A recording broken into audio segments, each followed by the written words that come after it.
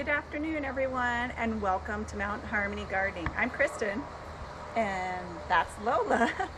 And today we are going to be thinning our plants.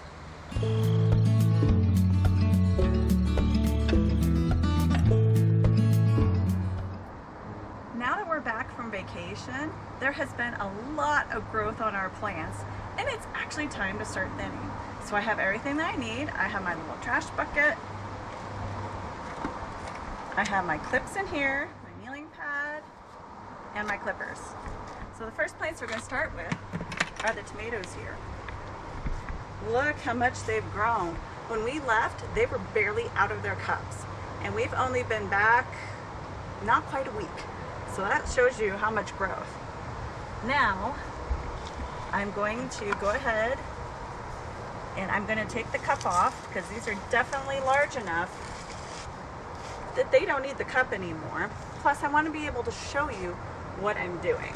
Move the trash can back here. Get a better view. Okay, so I have two really healthy tomato plants here, but this one right here is actually larger than the other one, so I'm going to go ahead and take out the other tomato plant. Now, don't ever just rip these out of the ground. Always make sure that you clip them off at ground level. The reason is you do not want to disturb the roots of the other plant. And if you want, you can just take off the leaves, most of them off of this, like that. Put this in water and it will root if you want to move it to a different place. I don't. I think we have plenty of tomatoes. So there we go. Also, the other thing that you want to do while you're thinning them out is you want to start removing the lower leaves. So try not to get the little spider that's in here. But just go ahead and remove the lower leaves. And if you see any suckers, like if Donna can get a close-up here, I'll have to move a little closer. These are suckers. You want to start pinching those out. And I'll put that like that. So up here, here's another good example. There's a sucker, remove that. On the other side, there's one starting. And also, I actually do not want them flowering yet. So I'm going to go ahead and remove the flowers too, because I want them to put more energy into growing up. Now this is not quite close enough for it to be clipped on just yet, but it is almost there. And another thing that you want to do is, I have two main leads right here. And then I want to decide which one am I going to keep, because this is actually a sucker and you don't want it branching out. So I'm going to go ahead and take off this one too. That way I have just one main plant here. So when this gets tall enough, I will go ahead and use a clip. Actually, I might be able to do it now. Let's take a look. Let's see. Yep, I can actually get it on there. Okay. So this will go ahead. I may have to come out and watch it a little bit to make sure that it does get through the clip, but you can start clipping it on there. And you want to keep the leaves trimmed off at the bottom. That way it doesn't touch the ground and get any diseases on it, which I don't think my soil really has diseases, but it can happen. So you want to make sure that you remove those. Plus now when you're watering, you're getting all the way down here to the roots. So that's how you thin out the tomatoes. Now over here, I have some cucumbers and I have some melons, and they are not quite large enough to thin out yet. Even though some of them are sticking up above, I want to wait for them to get a little bit larger before I thin them out. And when I do, I will be thinning them to one plant. And just remember, use your clippers, clip it off the ground, don't rip them out. Now the zucchini here definitely are large enough to thin out. I'm going to see if I can get the cup off of this one. You have to be kind of careful. Squeeze the leaves very gently. And there we go. Now I'm not going to do this with the other ones, kind of like the same thing with the tomatoes. I'm just doing this to show you. And this is one of our larger ones, so I'm not worried about the roly-polies actually eating it now. Let's see, how many plants do I have here? Looks like I have 2 plants. Now, what I'm looking for is the plant probably with a little bit more leaf structure. Like they're both about the same size. But if you look at this plant here, it has quite a few bit more leaves onto it. So I like it, but this one's standing up a little bit straighter, and I know that when I start tying this up, this one will be the easier plant to tie up. So that's another thing to think about. So I'm going to just go ahead and trim it out. Oh, look, there's even another little one back there too. So all 3 seeds I planted sprouted. Now I wish with these you could kind of get them rooted and get them going, but you can't. So also with these, because they're going to be growing vertical, you want to start trimming off the bottom leaves for these too. And this leaf looks a little sad, so we'll trim that one off too. Now what you want to do, the reason I planted these so close this year is because last year I had a really hard time training these up. Oh, look at that, it almost stays by itself. So I planted them really close, that way they're right next to it. But you want to get out some either string or some tape. And I try to tie this loosely because I actually reuse this because I hate throwing stuff, plastic stuff away. All right, so I'm just going to go down really close to the bottom and just kind of lightly tie this, because this is going to get a lot thicker of a stem.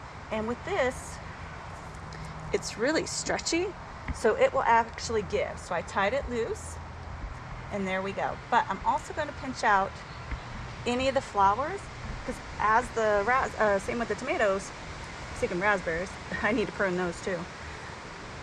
We actually want these to grow.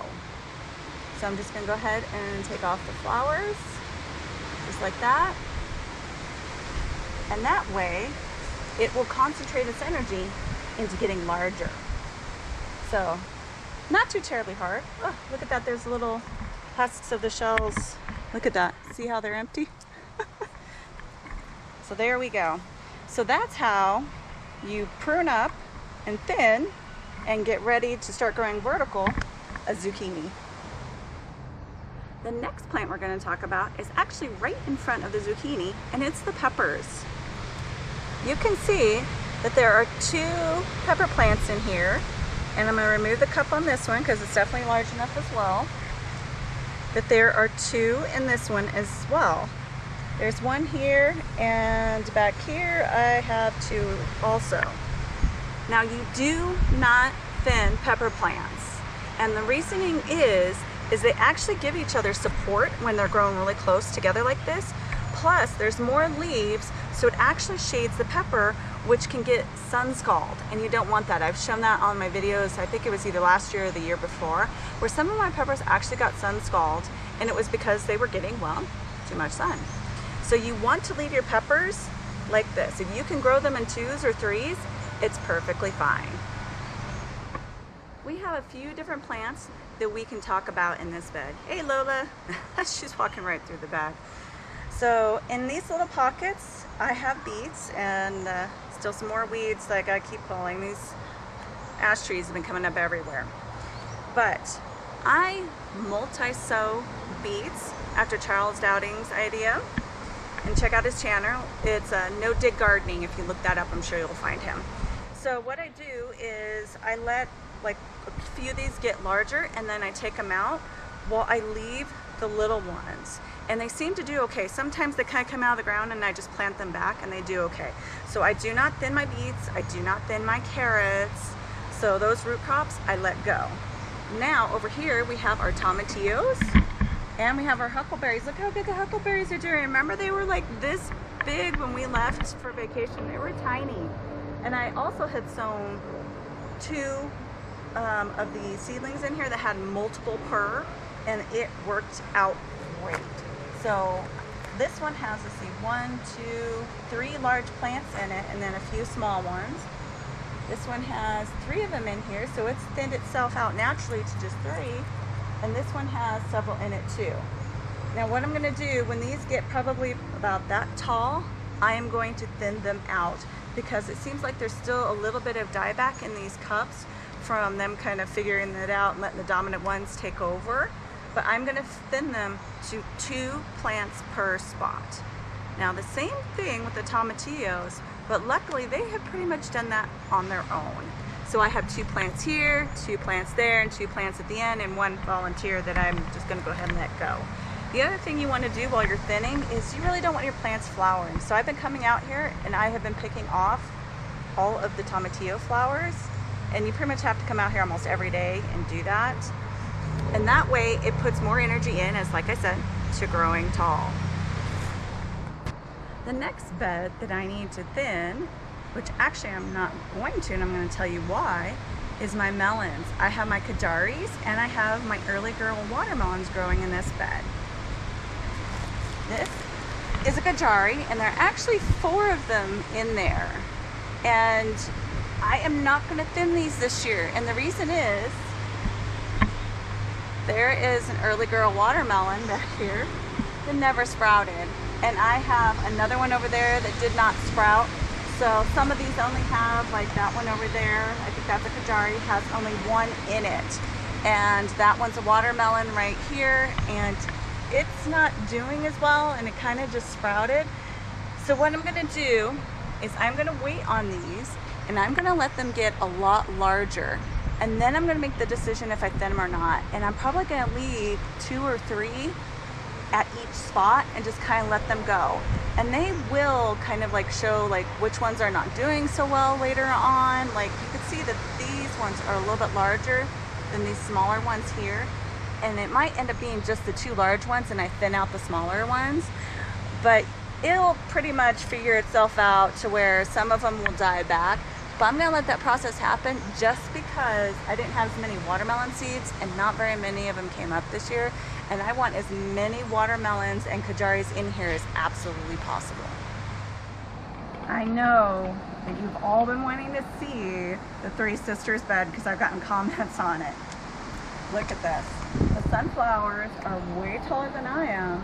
And one thing I've noticed about sunflowers is they attract ladybugs. There is one. I don't know if you'll be able to see this on camera or not, but there is one on the leaf. And I want those in the yard because I've had some bad aphids this year. Now that it's gotten really hot, not as much. But we'll come around here and I want to show you how it's doing. Look at the corn. They say knee-high by 4th of July. If I stood in this bed, they're already knee-high, and we're still several weeks away from 4th of July. So look at this. It's doing exactly what it was supposed to. And I have gotten some questions about, well, you have sunflowers in here. Aren't they going to stunt the growth of the other plants? No, not really. You can see that it's growing like this because of the sun, but the plants right next to the corn and the sunflowers, they're doing fine. They are doing great together. In fact, take a look at this. This is one of the bean plants. So before the corn got large enough to actually start supporting the beans, they found their way naturally over to all the sunflowers and started growing up the sunflowers. So I'm really happy with that. But you can see, let's see, like back here, wow, I think these are growing day by day. This was not this large yesterday. But look, they're completely intertwining the corn, and the corn seems to be loving it. They're doing just fine. And here are the squash plants down below. Look at that. They're doing really well too. Now, this bed is way too small to supporting too many of these. So I have 4 plants down here. I don't know if Donnie can get in to see that through all the foliage. And I'm gonna go ahead and thin out 2 of those where there are just 2 plants left. These are my largest set right here. The other ones are still a little bit smaller. We can come down here and you can see that this one is actually just 1 growing here. So it's perfect. It's already thinned itself out. And down here we have 2. So I'm gonna let these 2 go as well. Now, there are 2 stalks of corn growing, but I wanna see if you can actually keep them together, multi-sown like this, to give each other a little bit of support. Plus, they're wind pollinators, so this is why you plant them in a block. So when they grow up, hopefully we'll have plenty of tassels and we will get all the corn below it pollinated. So I'm gonna leave them be, unless I see like 3, which I don't think I planted 3 together. I think it was always just 2. Oh wait, no, here we go. Here's an example. So right here, we actually do have 3 growing, and I don't want that. That's a little bit too many. So I'm just gonna go ahead and clip that one off.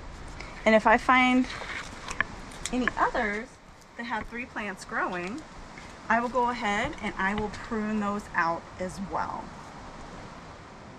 The last bed that we're at in my garden is the pumpkin trellis and spaghetti squash trellis. And I was so worried that the spaghetti squash were not gonna come up because they were way later than the pumpkin. Usually they all come up at the same time, that I planted more seeds. So these ones are still way too small. Luckily they came up while we were on vacation, but the pumpkins are not. So I'm gonna go ahead and I'm going to, actually no, I don't think I can remove this one. Lift it up a little bit though. And I have 2 pumpkins growing in here. And since they're already starting to kind of make their way through the trellis, I don't want to disturb them too much. Now I think I'm going to leave these 2 because they are growing so good together and they're giving each other some support. I'm not going to thin them out, but they need to get just a tiny bit taller, and then I can go ahead and start clipping them to the trellis. But what you can do in the meantime is you can actually feed the leaves through the trellis, which these 2 have done on their own. And you can see I just did that one, to help it kind of start supporting itself, and eventually it'll come out this other side and grow up and over, and you'll train it to do that. But with the cup down there, it's actually kind of keeping all the leaves off of the ground, which I like. Now this one is just one single plant, but over by Donnie, he can zoom in for you and show you. I actually have one growing outside of the cup. I don't need quite that many spaghetti squash, so anything that's growing outside of the cup, and if there is more than just 2 plants, I will be thinning. What I won't be thinning is all of the nasturtiums that you see below me.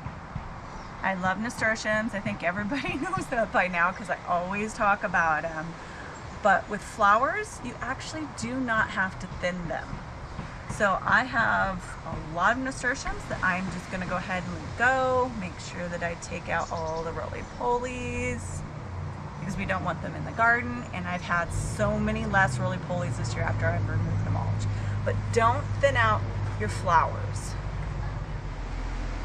I just came over to the pea bed to show you what I'm gonna be doing in this area, and look what I found. A chrysalis, I think that's what they're called, right, Donnie? I think so. Okay, well, that means there's a butterfly in there. And I don't mind having a few caterpillars in my garden because usually they end up being like the tiger swallowtails, which I really love. But I'm just gonna go ahead and leave that alone because this just showed up overnight, which is amazing that they can do that fast. But I wanna talk about the pea bed, and we've got Swiss chard and kale in here too. And you can see that I've been having to clip some of these actually to the trellis because while we were gone, they got a little out of hand. So I'm just having to clip them on where I need to. And then some of them, like over here, have gone ahead and they're starting to attach themselves really good. And we're getting pea flowers. So I'm really excited that we're gonna be getting some peas here soon. And you can tell that because of the light, this is how the bed is growing. Really good in more sunlight, not so great here, but it is still growing, which is good. So once the peas are done, then I'll give more space down here. Oh, yeah, grasshoppers. Oh, come on, gotta get rid of that. There we go. No more grasshopper. So down here, you can see that I have kale and I have Swiss chard, and I don't thin it out. I just let it go. Same thing with the peas. I just let them go and kind of be free in what they are. But this is also with greens like this, and same thing with lettuce or anything else like a leafy green that you're growing. You do not want to thin this out. And I also have some other flowers over here. Donnie planted this, and these are also the hollyhocks, and these are the zinnias up here. And you can see that I'm not thinning them unless I find a tree growing in here. Oh, there's one. Like I said, they're all over. So I've been trying to keep up on them because they are really sprouting this year. But these are the other types of plants that I do not thin. So you can see that I have a variety of plants that I do and don't thin. So it's kind of up to you whether you want to just thin them like the corn down to just one. But I have found that when you leave some of the plants, except for the tomatoes, because those go absolutely nuts on their own, that they actually give each other some support. The broccoli over here, I am also not thinning yet because I want to make sure that it gets really big and strong before I thin it out. And I will probably thin that down to just one plant. That's what I did last year, and it seemed to work. So thanks for watching, everyone. Please don't forget to like, subscribe, share, and comment. Happy gardening, everyone.